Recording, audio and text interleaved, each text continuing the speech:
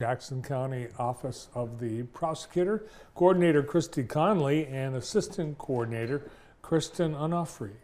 Welcome to the show. Hi, thank you. And welcome back, actually, because I think we talked about this last year. Yeah, we did. Yeah, we've got an event coming up. So before we get to that, though, let's talk about the Victims' Rights Office. What do you guys do? What's the office all about? So our office is there to help any victim that is a victim of a crime that's going through the court process. Our office handles going to court with them, setting up meetings, and just really being someone that they could rely on for communication. Is it felonies or like a personal property theft or a murder? There's all types of crime. It goes from property damage all the way up to homicide, sexual assault. Yeah, when you're a victim of a crime, it's like if you've never been, you don't realize how hard it hits you. Yep. Mm-hmm. Yep. So that's why we really do try to make sure that we're there for every victim that comes through our office, because I mean, it just might be a property crime, but it affects everybody differently. And so what kinds of things do you offer people, Kristen? Is there like a standard package of resources? Yeah, so we have one service, it's called Crime Victims Compensation, and they're really good about reimbursing victims for like medical expenses, lost wages, damages to homes, relocation. We first try to go through the courts to get that restitution for the defendant to pay back, but we also have that CVC app so that they make sure that they get reimbursed, and then the defendant, pays CVC back. We have a direct victim needs fund that we also provide services for. We can give like cameras away and things like that, just to help people when they can't, do it themselves. Oh, wow. So when a judge determines that the perpetrator has to provide restitution, then it goes through your office? Yeah, well, not through our office, but we let the victims know that, hey, this defendant has restitution to you that will be paid, and then we can communicate. They can call us to see if that defendant has made a payment, and we can check up on that. And then if we need to get in touch with like probation officers or anybody else, we do that for them. I would imagine a crime victim wants to know what's going on with the case. Yeah. Yes. Yep. Yes, they do. And so is it through you that are they making the call saying, when's the court date? Have you arrested anyone yet? Stuff like that? Yep. We try and stay in contact with them from the beginning with authorizing the charges. We send out a letter letting them know that they are a victim of this crime. It has been charged. They have a registration that they send back to us. We set them up with what's called Vine. It's a notification system that automatically sends out texts, letting them know of any court dates and changes and stuff. See, that's surprising to me. I bet there's a lot of people that don't know there's anything for a victim. Mm-hmm. Yeah. You've got a couple of events every year, and one of them is coming up next week, and that is what? Yep, that is our Candlelight Vigil. We encourage everybody in the community to come. It's next Tuesday at 6:30 at Queen's Church. We get together with members of the community, and everybody lights a candle in memory of a victim that's been lost, or their lives have been lost to a crime. And you obviously have this for those victims, but people that are supportive are welcome to this as well. Yeah, survivors and families of those survivors and victims are also welcome. Chance to see that they aren't alone. Mm-hmm. Mm-hmm. Yes. And after the service, you have a little fellowship?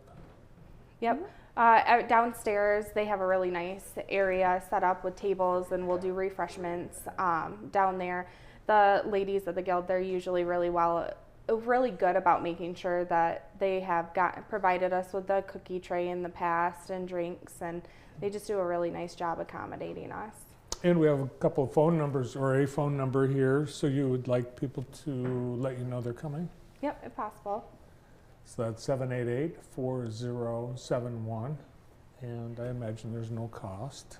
Nope. Correct. Nope, not No at cost. all. No, this is a free and everybody is welcome in the community to come. We encourage that. I think it's important to try and come and experience it one time. It's a really special event. Everybody takes a little bit away when they come to these events. They're pretty special. I would imagine there might be people who have been victims of crimes in the past that didn't know there were resources available through the prosecutor's office. Is there a limited time that people can coordinate with you as a victim? No, usually just during the court process, we stay in communication with them and ask, is there anything that you could use a little assistance with? The crime victims compensation application, that is a 5-year time frame from the time of the crime, the date of the crime, but it doesn't have to happen right away. Awesome. I mentioned there are 2 annual events that you have. This is one of them, and the other one you typically have in the rain. Yeah. Yep. Yep, in August. Yep, every now and then we get lucky and it's some sunshine, but we also have the Crime Victims Memorial out at Cascades that we do in August, and that's a really special event. There's a monument out there with plaques that have the pictures of those who have lost a loved one, and the loved one's plaque has a little nice saying on it from the family. Yes, and that specifically is for those who have been victims of murder. And unfortunately, that memorial has too many faces on it. Yeah, it's a violent crime, so it does umbrella out to like car accidents or anything larger like that. Yeah, I think that all came about with the family of a violent crime, a murder at a gas station, I think. Yep. James Mentic. Yeah. Yes, James Mentic. Yep. And do you seek sponsorships or support for any of the things that you do? We do. So every year we put plaques up based on an application process. Each plaque cost us $230 at no cost to the family. We rely significantly on donations.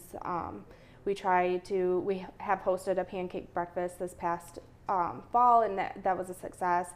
We have Mike Hurst has done a wonderful job with supporting us, and Pallets and More also was a big supporter of us through the pancake breakfast. Kathy Schmaltz has been a significant supporter for our office. Great. Well, we'll look forward to having all those that have been victims to be part of this Candlelight Vigil a week from tomorrow at Queens. Yep.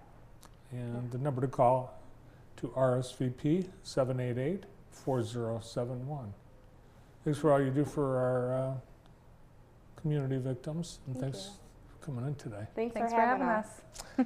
The assistant coordinator for the Office of Victims' Rights, Kristen Onofre, and the coordinator, Christy Conley.